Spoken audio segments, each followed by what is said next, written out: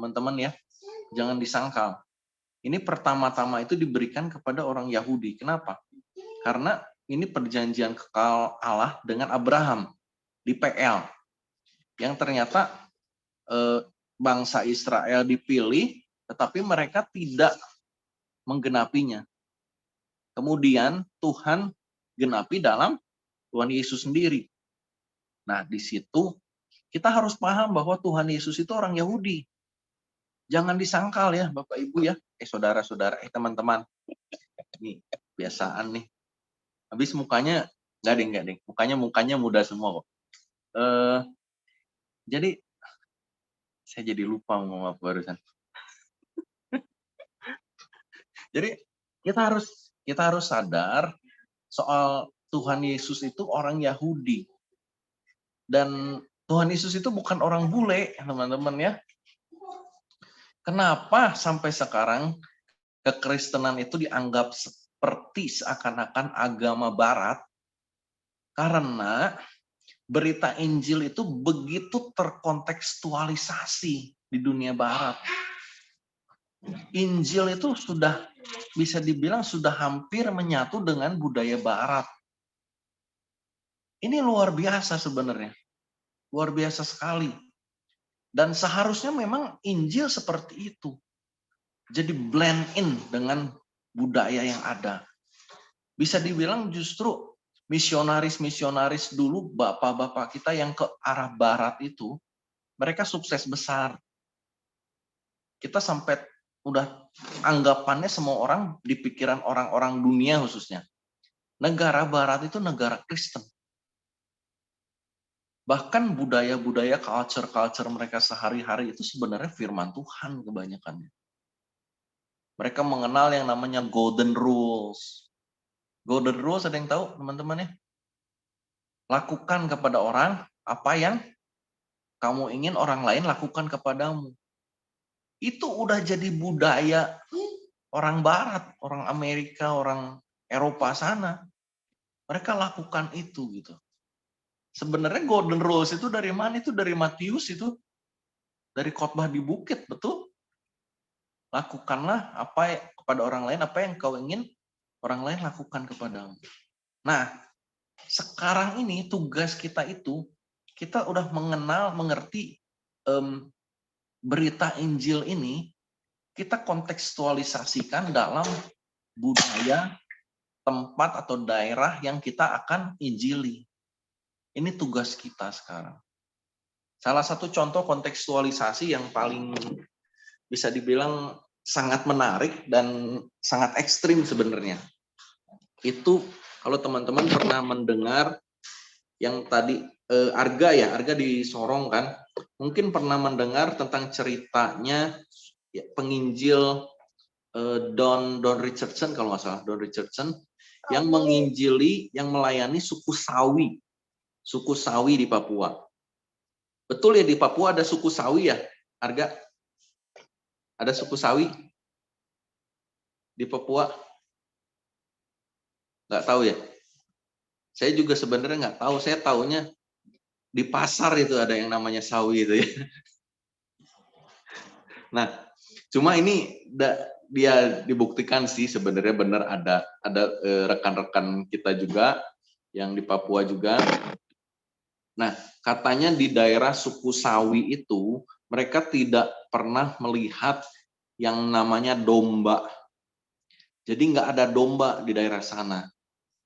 Jadi begitu penginjil ini, kalau nggak salah dari Amerika, kalau nggak Kanada gitu ya. Waktu hamba Tuhan ini menginjili, mereka membawa berita Yesus sebagai anak domba Allah, itu nggak nyambung. Ngerti nggak teman-teman? Karena mereka nggak pernah lihat domba gitu. Ya, jadi mereka nggak pernah lihat domba, jadi gimana caranya membawa berita Yesus sebagai anak domba Allah yang menebus dosa dunia. Nah, namun ternyata Don Richardson ini menemukan ada satu budaya suku Sawi di mana mereka jika ada dua suku atau dua kelompok yang berperang untuk mendamaikan itu, mereka bertukar anak babi. Jadi suku A memberikan seekor anak babi kepada suku B. Suku B memberikan seekor anak babi kepada suku A. Nah, perjanjian mereka itu selama anak babi itu baik-baik saja, maka hubungan dua suku ini baik-baik saja. Tetapi jika salah seekor anak babi ini mati, mereka perang lagi. Itu seperti itu. Budayanya ya, culture-nya. Nah, hamba Tuhan ini mengamati dan menemukan kebiasaan atau budaya ini, akhirnya beliau mengkontekstualisasikan berita Injil dan menyebutkan Yesus itu sebagai anak babi Allah gitu. Itu kalau mau baca ada bukunya saya ya, judulnya Peace Child. Peace Child. Nah itu tapi mereka paham gitu ya. Mereka paham hal seperti itu. Itu yang sisi positifnya. Sisi negatifnya saya lupa tepatnya gitu ya. Tapi ada di satu suku itu, suku pedalaman yang namanya pengkhianat itu dihormati. Itu. Jadi yang orang mungkin karena di kebudayaan mereka itu untuk menjadi pemimpin itu dia harus mengkhianati pemimpin sebelumnya gitu, teman-teman. Jadi waktu diceritakan kisah tentang Tuhan Yesus dan bagaimana Tuhan Yesus diserahkan oleh Yudas Iskariot, orang-orang di sana bertepuk tangan begitu mendengar Yudas Iskariot. Luar biasa ini Yudas Iskariot katanya. Ini hebat, pengkhianat hebat gitu. Nah, itu kalau ada culture-culture seperti ini, kita harus paham bagaimana mengkontekstualisasikan budaya Injil ini gitu ya.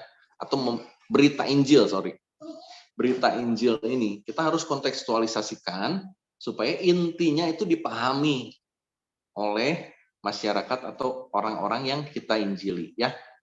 Itu kontekstualisasi. Nah, di sisi yang lain itu ada yang namanya sinkretisme. Sinkretisme ini bisa dibilang penggabungan dua kebudayaan atau penggabungan dua kepercayaan. Jadi sebagai contoh, misalkan tadi penginjil yang tadi, dia menginjil bawa berita tentang Injil kepada suku Sawi. Nah, kalau kontekstualisasi, dia memberitakan berita Injil itu dalam budaya Sawi. Ya, katakan Yesus anak babi Allah. Tapi kalau sinkretisme, dia masukkan unsur-unsur yang lain-lainnya juga gitu. Kepercayaan menyembah nenek moyangnya, misalkan. Kepercayaan lain-lain yang ada di suku itu ke dalam berita Injilnya. Mungkin sebagai contoh, kita bisa lebih kebayang seperti ini. Andaikan kita mau menginjili seorang muslim, pertanyaan saya, apakah kita harus jadi muslim dulu? Tidak kan? Kita beritakan Injil kepada orang muslim sebagai orang Kristen. Nah, kalau sinkretisme itu, seseorang itu mau menginjil satu orang atau sekelompok muslim itu, dia jadi Islam dulu, dia ucapin dulu 2 kalimat syahadat, dia ikut sholat, dia ikut Jumatan, tapi pulang Jumatan, dia ketemu orang-orang, dia ajak komsel gitu. Dia beritakan Yesus gitu. Ngerti ya teman-teman ya? Sinkretisme itu dia bisa bilang, oh iya, Muhammad itu nabi. Tapi dia beritakan tentang Yesus. Tetapi satu-satunya jalan keselamatan ialah Yesus. Nah, menurut teman-teman gimana? Ya, jadi gampangnya buat saya itu, sinkretisme itu kontekstualisasi yang kebablasan, kejauhan gitu ya. Kita mau menginjili seorang muslim, yang nggak usah jadi muslim dulu lah gitu kan. Nggak usah ikut-ikutan sholat, nggak usah lah ikut-ikutan puasa gitu kan. Ya sekalipun ada gereja-gereja tertentu, waktu saudara-saudara kita yang muslim puasa, mereka pun ikut puasa gitu ya. Katanya doa puasa buat apalah gitu.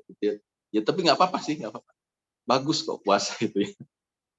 Tapi ya nggak usah ikut-ikutan budayanya gitu. Nggak usah digabung-gabungkan. Oke, mungkin itu saja yang saya bisa bagikan tentang kontekstualisasi, tentang sinkretisme. Teman-teman nanti bisa baca lagi ya itunya, jurnalnya. Itu cukup menarik. Itu ada satu jurnal yang cerita tentang adat Jawa.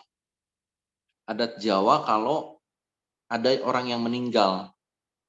Ada teman-teman yang dari suku Jawa kah di kelas? Nah, teman-teman yang suku Jawa mungkin bisa konfirmasi ada satu adat atau budaya Jawa yang namanya selamatan.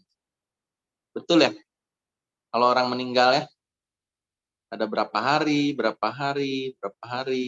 ya begitu. Nah, di situ penulis jurnalnya memberikan contoh bagaimana kontekstualisasi budaya selamatan itu jadi ibadah penghiburan. Kurang lebihnya seperti itu. Coba dibaca itu ya teman-teman. Itu menarik. Soal kontekstualisasi dan sinkretisme ini. Yang mungkin satu hal yang perlu saya sampaikan, kita nggak mungkin bisa bawa berita Injil kalau kita nggak kontekstualisasi, teman-teman ya. Memang satu hal, kita udah masuk budaya global sekarang ini ya. Makin ke sini, makin budayanya budaya global. Tapi ini sih pandangan saya. Budaya lokalnya itu nggak akan hilang.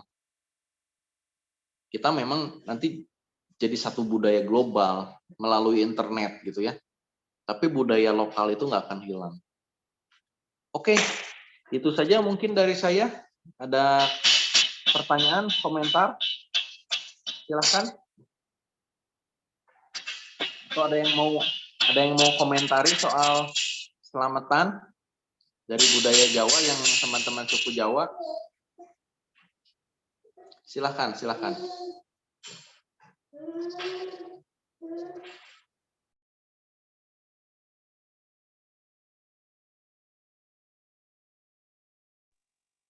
Tidak ada. Kalau tidak ada, teman-teman bisa kerjakan itu ya, tugas mingguannya di Google Form. Sambil dibaca dulu itu jurnalnya. Saya nggak akan terlalu banyak ini. Mungkin ada beberapa pandangan di jurnal-jurnal itu yang teman-teman akan berkati saat dibaca ya. Oke, saya pikir saya akhiri pertemuan kita hari ini. Teman-teman bisa lanjutkan untuk aktivitas selanjutnya. Kalau misalnya belum ada aktivitas, bisa dikerjakan tugas mingguannya ya, biar tidak ada utang. UTS, UTS ada 9 apa 10 orang yang masih belum mengerjakan. Ini kalau UTS-nya nggak ngumpulin, kemungkinan nggak lulus loh teman-teman ya. Bukannya nakut-nakutin ya, tapi ya biar takut beneran gitu. Ya. Habis masa ujian nggak ngumpulin kan, itu aduh, gitu kan. Ya kalau tugas kan, ini udah gampang bener gitu kan, bisa kerja sama. Kalau gini deh teman-teman yang belum ngumpulin, nyontek aja punya orang gitu ya, kumpulin aja pokoknya gitu ya. Jangan sampai bolong dong gitu, nanti nggak lulus, beneran nggak lulus nih kalau nggak ngumpulin UTS-nya. Ya, contek aja, ubah dikit gitu ya. Oke, itu aja mungkin dari saya. Segera yang belum ngumpulin UTS-nya segera hari inilah kalau bisa ya beres semuanya. Oke, sama seperti biasa jangan lupa absen tugas mingguan itu pasti setiap minggu ada. Pertemuan kita tinggal 3 kali lagi nih, teman-teman ya. Jadi seperti yang tadi saya sampaikan sama Arga juga, kalau teman-teman yang dari daerah, papa atau mamanya gembala, coba nih direkrut nih teman-teman yang di kelas ini.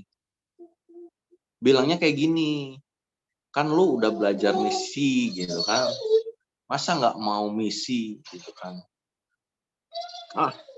Masa cuma maunya di kota gitu kan? Iya. Ya, sama Grievance kan papanya Grievance sering ke tempat saya nih. Masa Grievance enggak gitu. Nah, kan gitu kan enak gitu kan. Oke. Mungkin itu saja dari saya. Makasih teman-teman. Mohon maaf untuk background ininya. Ini anak saya. Ya, sampai minggu depan teman-teman. Tuhan Yesus berkati semua. Saya izin live ya. God bless Pak, terima kasih. Ya. Tuhan berkati Johan, thank Yes, you. thank you Pak.